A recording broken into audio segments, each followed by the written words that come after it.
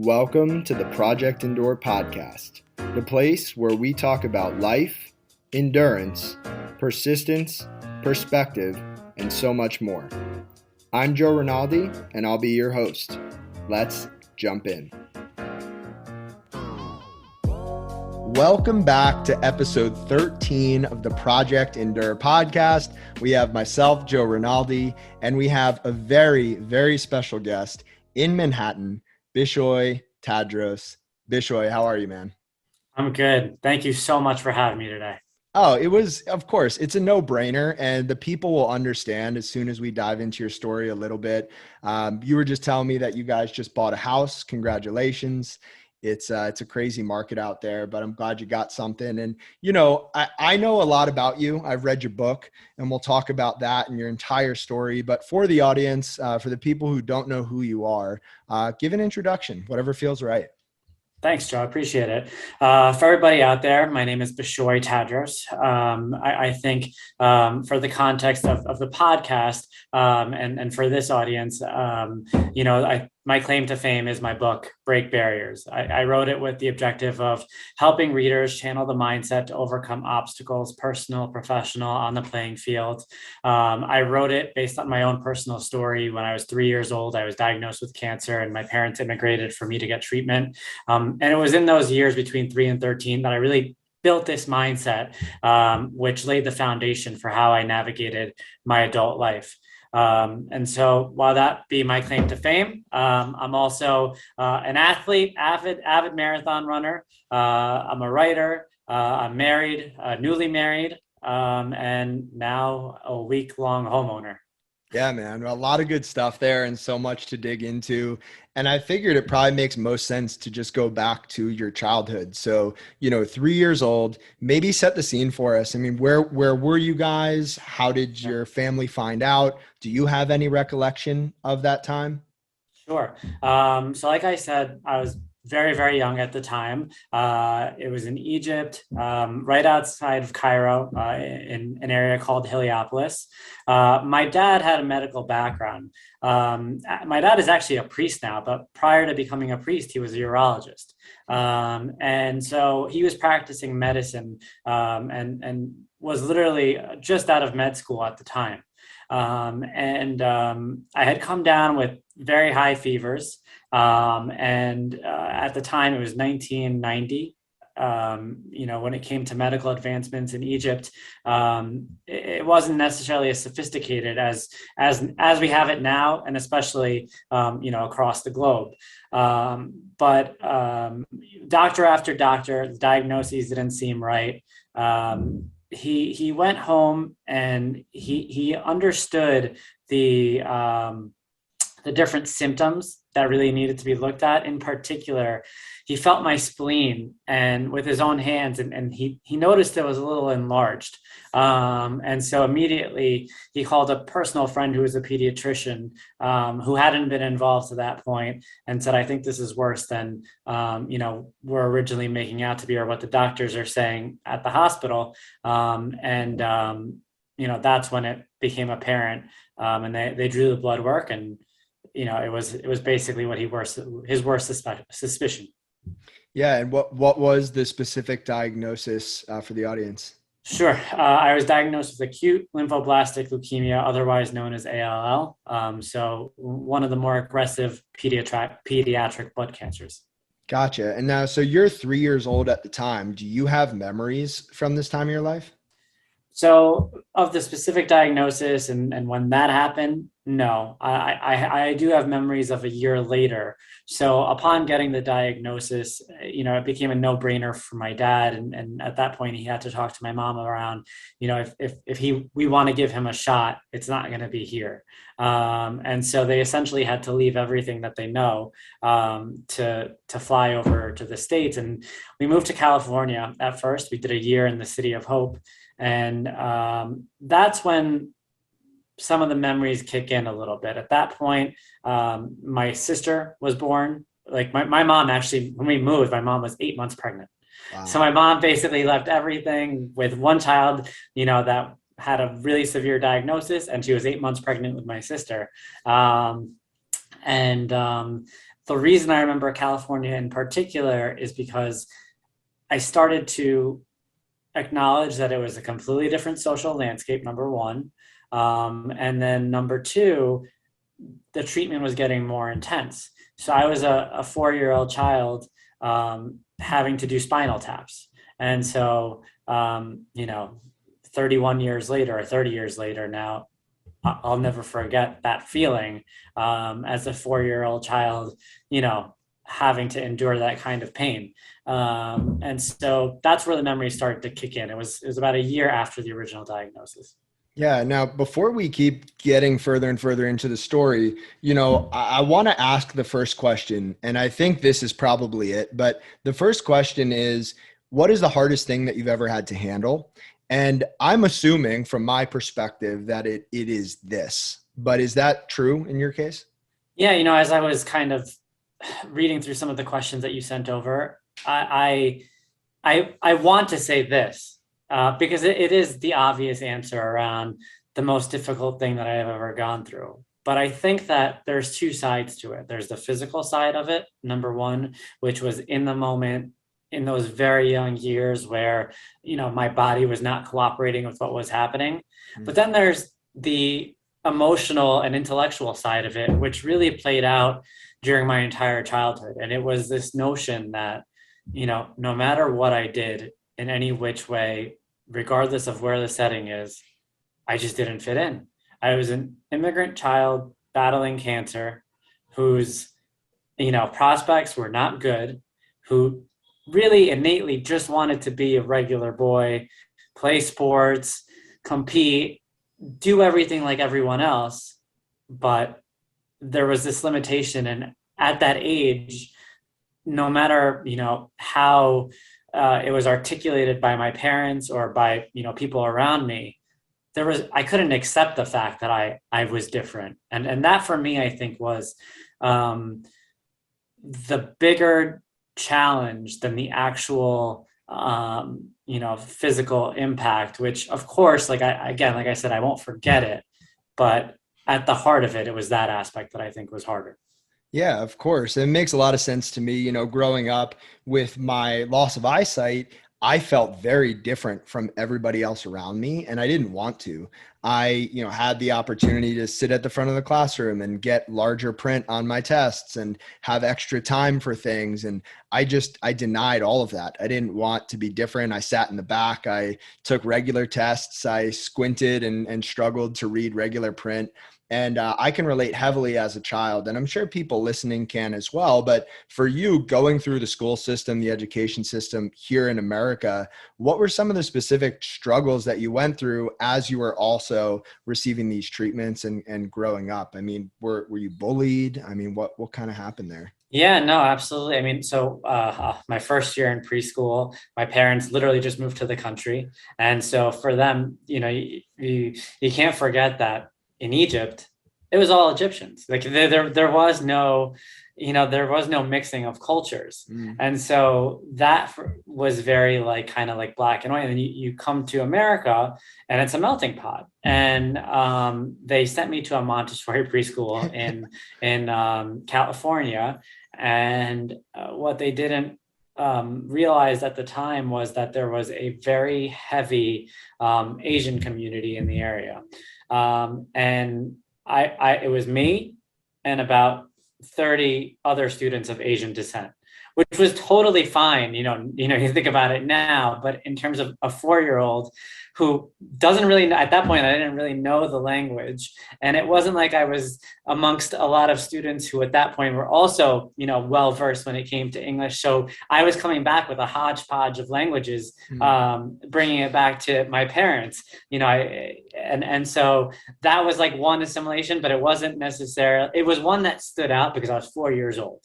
And at that point, I knew something was not right because I just, something wasn't right.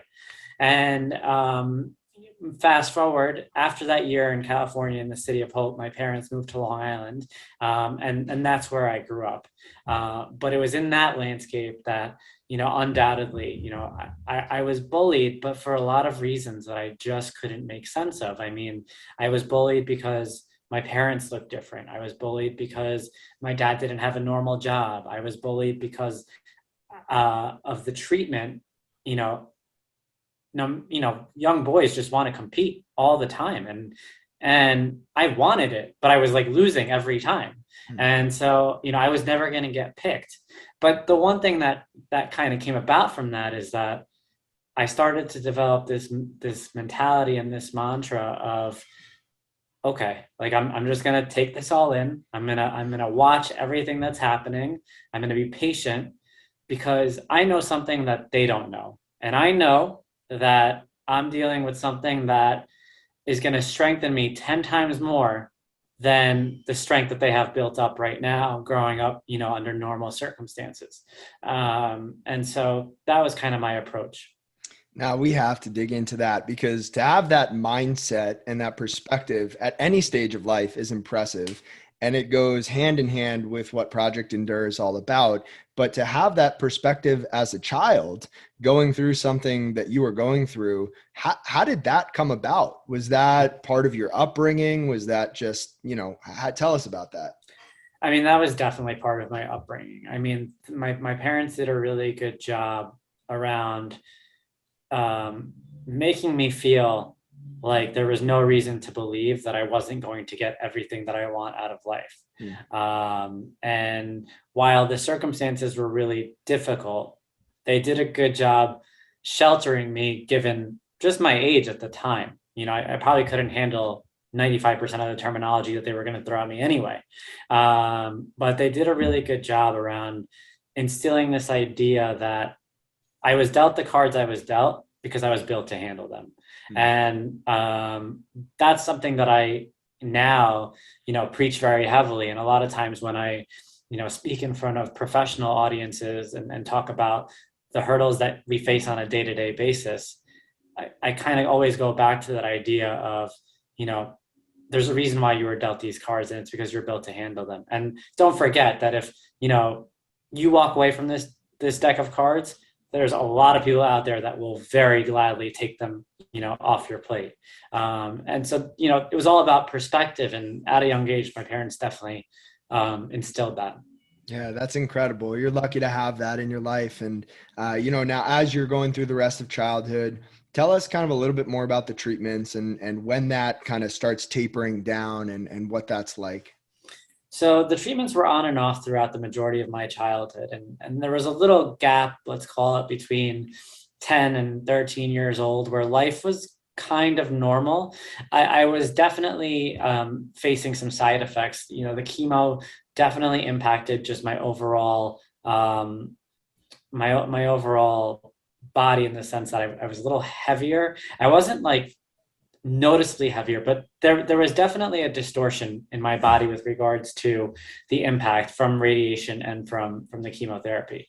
And I was noticeably slower. I always go back to that because it was a big theme in my younger life. Like I was a lot slower than a lot of the other kids out there.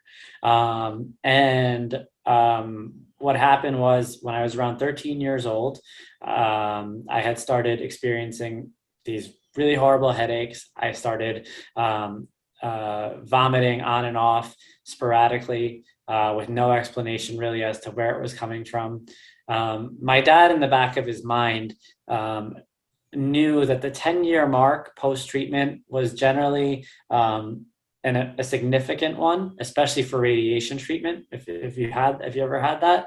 And so, he did the due diligence, took me from one doctor to the other. Again, it was kind of similar to what we faced when I was younger. He wasn't getting the answer that he wanted.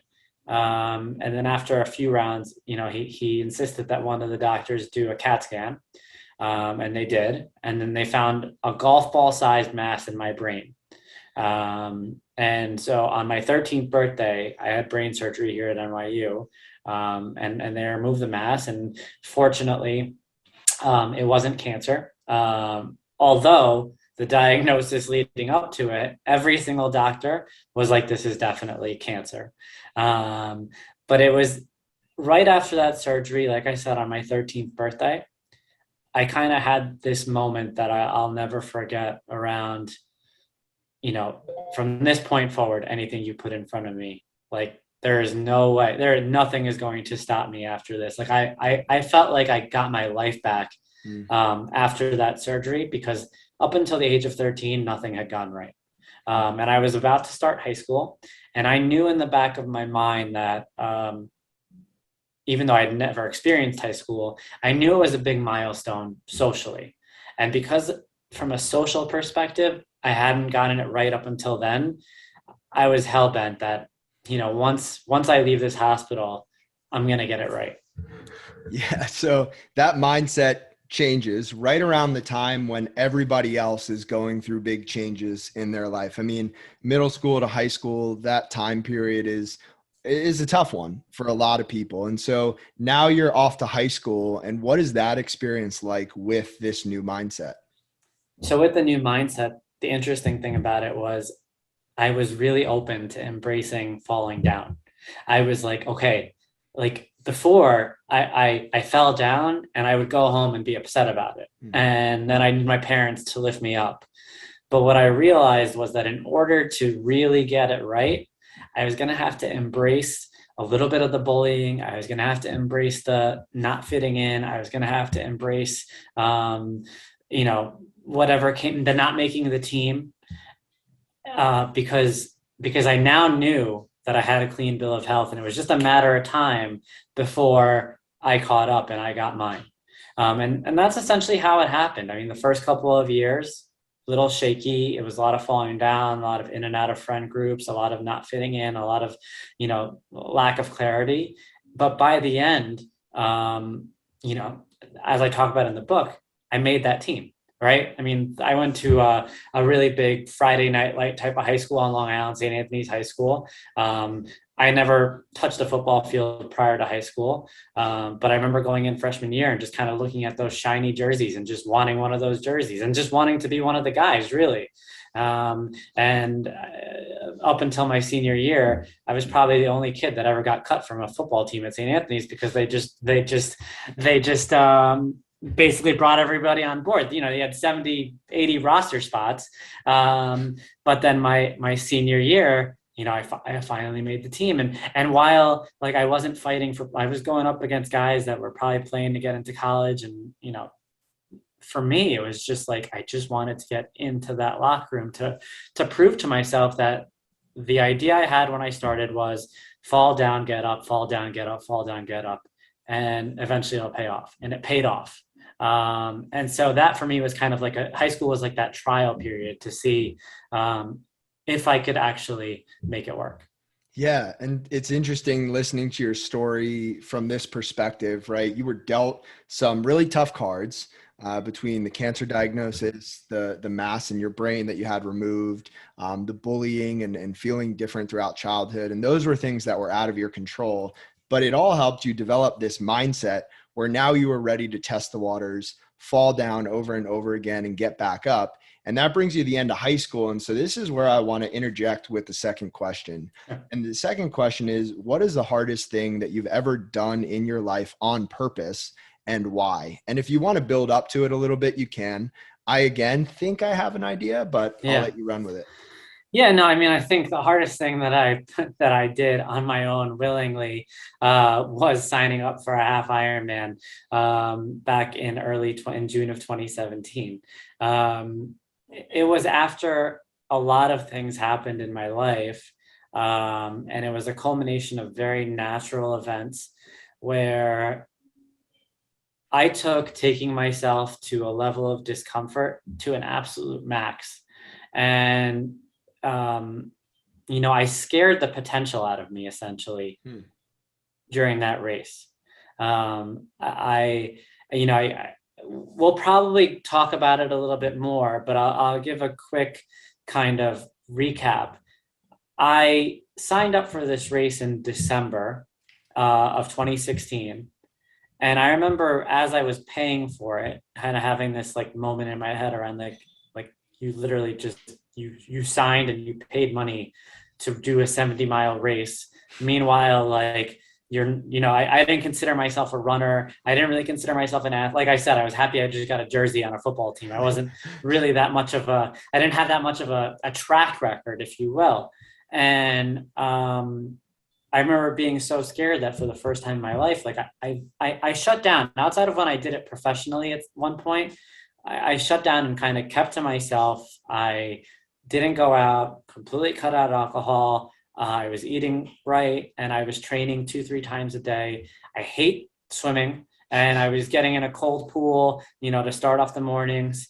And, despite all that training over the course of the 6 months, and a lot of people asking me, like, my mom was like, why are you doing this? All of my friends were like, why are you doing this? I never had an answer for them because I didn't even know why I was doing it. And I got to race day. And the thing about training for something like that is, you never really know if you're fully prepared. The hardest part is the training, really, but you still get there, and you're an emotional mess, especially if it's your first one. And I was a little nervous about the swim. For anyone who doesn't know, it's a 1.2 mile swim. In this race in particular, it was half a mile against the current, half a mile with the current. I got in the water. I powered my way through. I got a very average swim time. It was nothing special. And then I transitioned into the bike. And at that point in my life, if there was one area that I really should have been kind of better suited for in the entire race, it was the bike portion.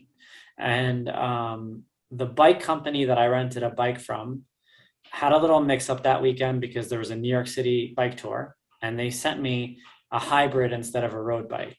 And for anyone out there that doesn't know what that means, essentially, it's like getting, a beat up minivan as opposed to, the sports car that you ordered. And it was 93 degrees outside. And so I'm pedaling away at this bike, and everyone is flying past me.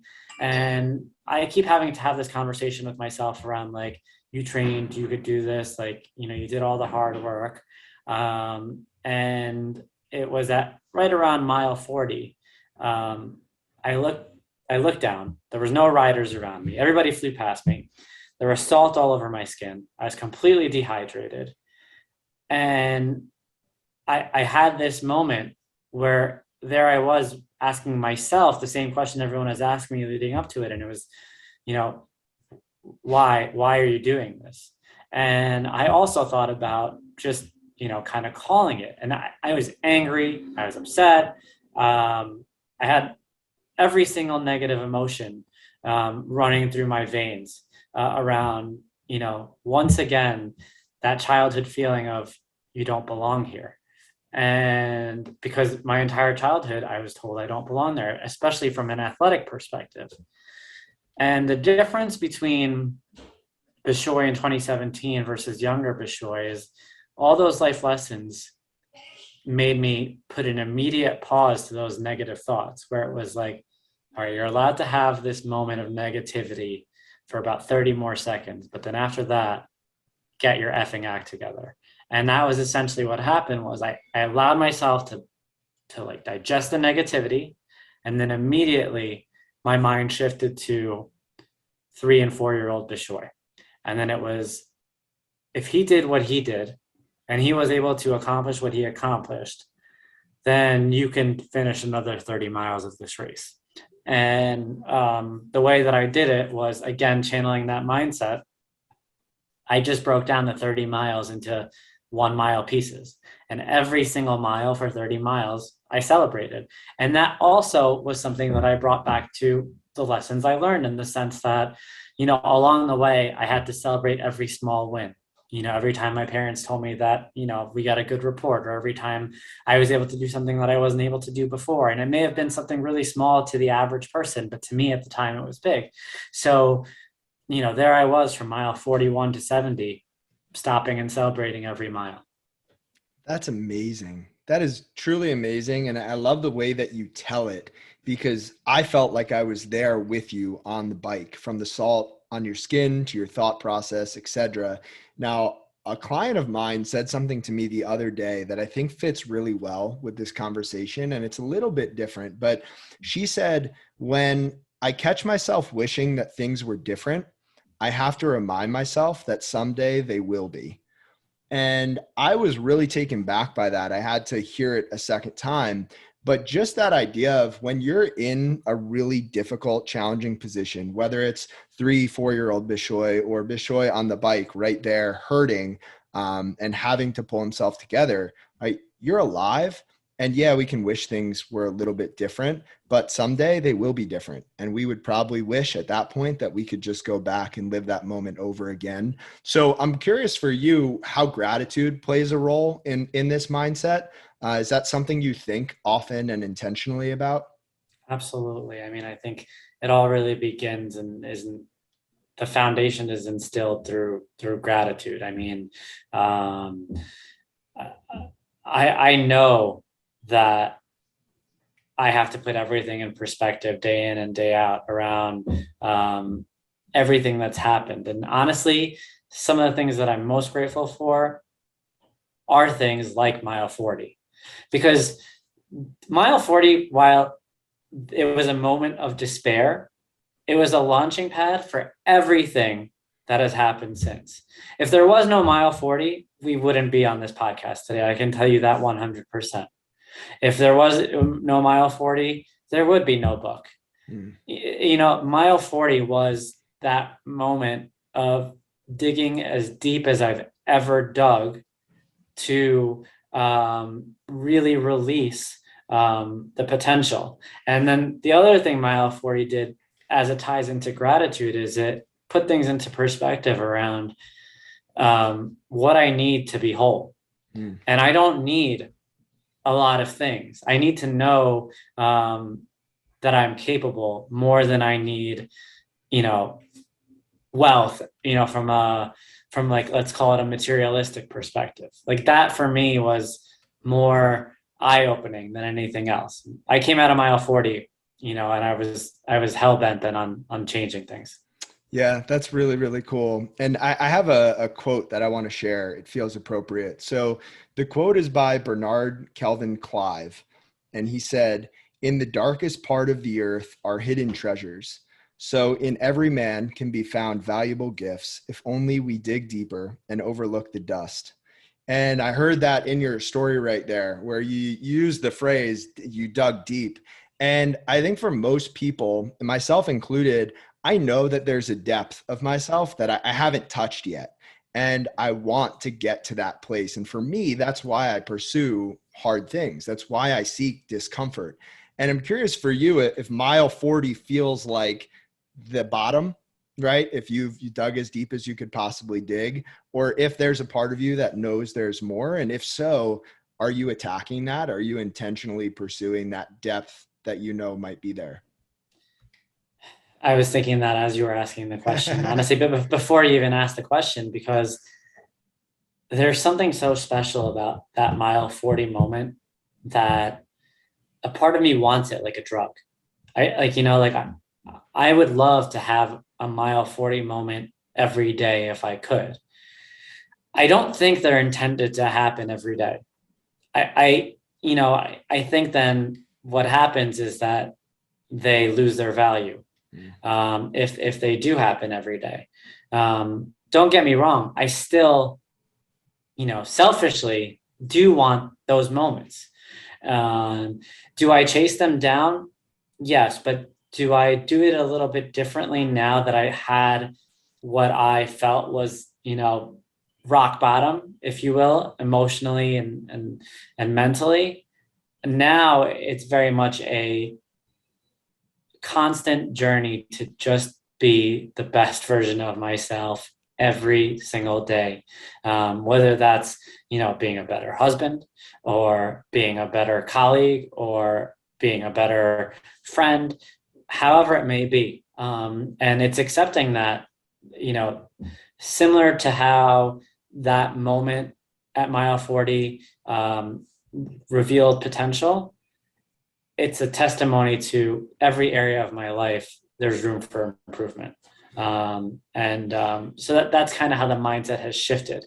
I still do hard things, but it changed after hitting that kind of moment. Yeah. And speaking of hard, writing a book is extremely difficult as somebody who's in the process. And so when did that book become set in your mind as something that needed to happen?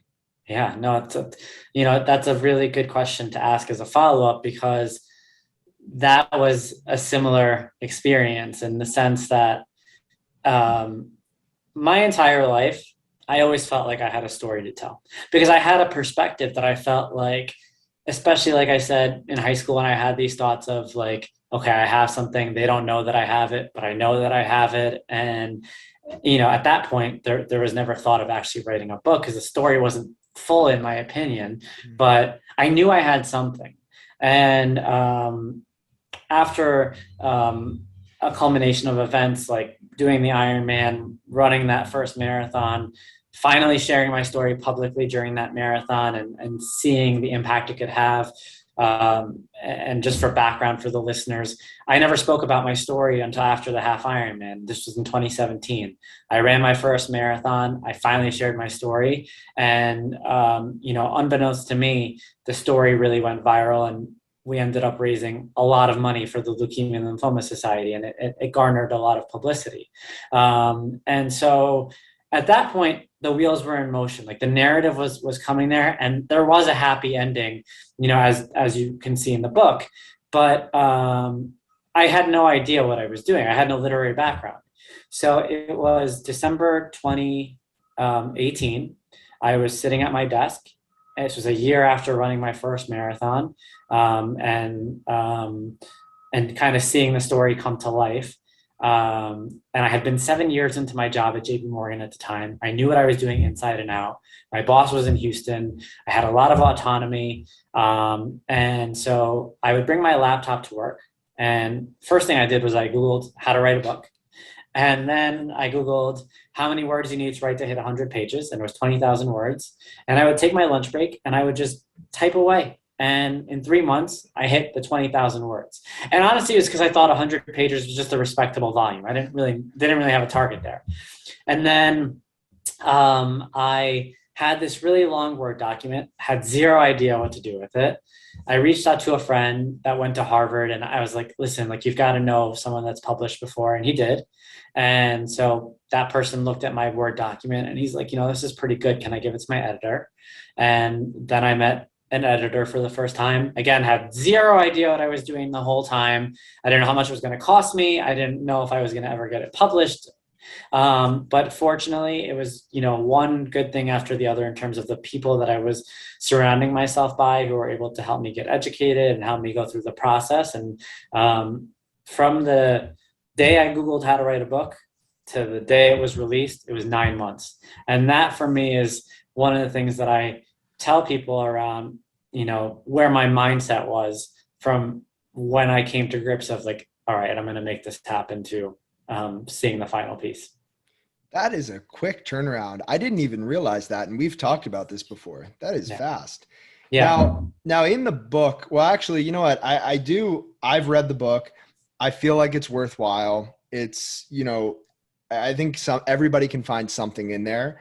Now, maybe a question that I don't know if you've been asked this before, but is there anything looking back at the book that you wish you had included that you didn't originally include? Or if there's anything you could change? Okay, so there's a funny story, and I'll get a little personal here. So I wrote the book. So November 2018, I had broke up with my girlfriend at the time, who is now my wife. And so that was November 18. We broke up. December 18, call it a rebound, if you will, is when I Googled how to write a book. And I had this section in there in the postscript that I had mentioned her in. And before the book was published, I had shared it with 3 confidants. And I said, like, this is the book, read it, review it, etc. And they all came back to me and they said, look, the context is good, but you need to remove that postscript. And so I didn't want to, but even my editor was like, yeah, you got to remove the postscript. And begrudgingly I did. and then we released the book. And then, as the story goes, Christine and I got back together, and now we're married. And the good thing about self-publishing a book is that you do have the ability to go back and to edit. And so when Christine and I got back together, and after she said yes, after I proposed, I figure I had her locked in enough where I then called my editor and I was like, yeah, I think about that edit, I think we need to put it back in there. So I would never change anything too drastically with regards to the book. But that was one exception that I made because it was just something that I already had written out. And I in my heart of hearts, I felt it made a lot of sense to have it in there. And especially now, like it kind of fills the story. But yeah, that would be the one thing that I'd say. Yeah, of course. It's funny how things work out, with relationships, and that's probably a whole nother podcast we could dive into. Yeah.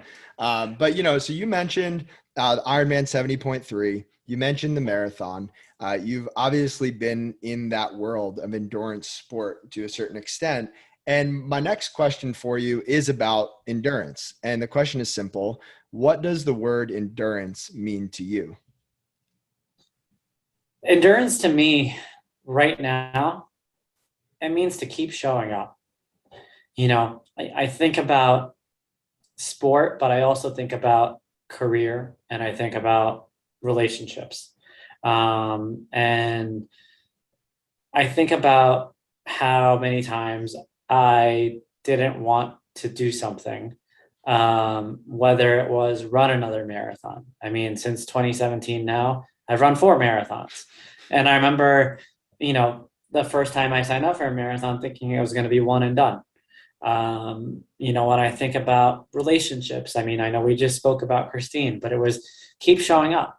When I think about career, a lot of times, things can feel redundant. They can feel like you're not going anywhere, or that you're not being seen, or heard. But you owe it to yourself to just keep showing up, and to lean in to your intuition and to follow your instinct. I'm very, very much instinctual when it comes to a lot of the things that I do. I'm not very methodical. I mean, yeah, there's a part of me that's methodical, so I shouldn't say I'm not very methodical, but I rely on my instinct way more than I do a lot of other things. Yeah, you follow your heart. I do. And that's important. And I have a funny story, actually, speaking of relationships and persistence. When my wife and I were originally dating, well, sorry, we weren't dating yet. We were originally spending time together. And I had this great idea. We were going to go out to an area of Philadelphia, go to dinner, watch a movie, have a good night. And I thought it was just about time to ask her to officially be my girlfriend. So we got out of the car, and before we walked to dinner, I pulled her aside and, I gave my whole spiel, and the look on her face just wasn't good. And she very politely said, not right now. And we proceeded to, in her words, have a really nice night. But on the inside, I was anxious. I was upset, and, I was persistent, and I kept showing up, and, we're married now, and it's all well and good, and we can laugh at it. But yeah, whether it's a relationship or whether it's work or a sport or any endeavor, I think consistency over a long period of time is one of, if not the most important quality that somebody can have.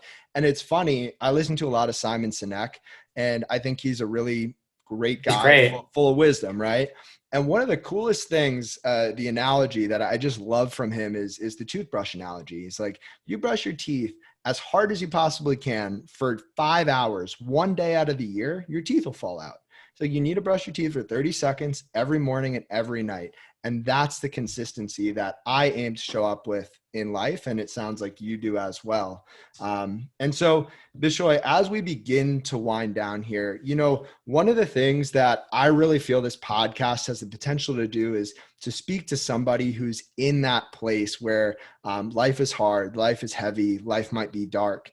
And we've all experienced those in various, shapes and forms. And so this last question for you is, if somebody is listening to this podcast podcast right now, they're hearing my voice right now, and they're in a dark season. They're going through a hard time and they just don't know what to do next. What advice or guidance would you have to that specific person who's listening right now? My advice would be twofold.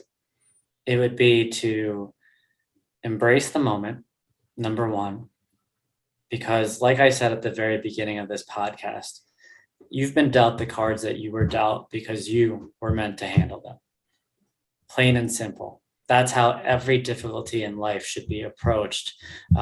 You have the tools that no one else has to handle this set of cards. And so once you embrace that and start to accept that, you'll realize that you are built to rise up from whatever it is that you're up against.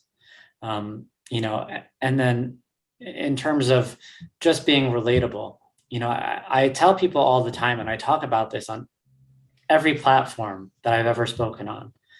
There is absolutely nothing special about my story or me or what I did. I just knew that I had something because everyone kept telling me that I had nothing.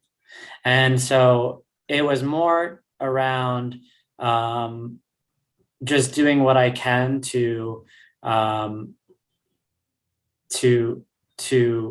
share that story.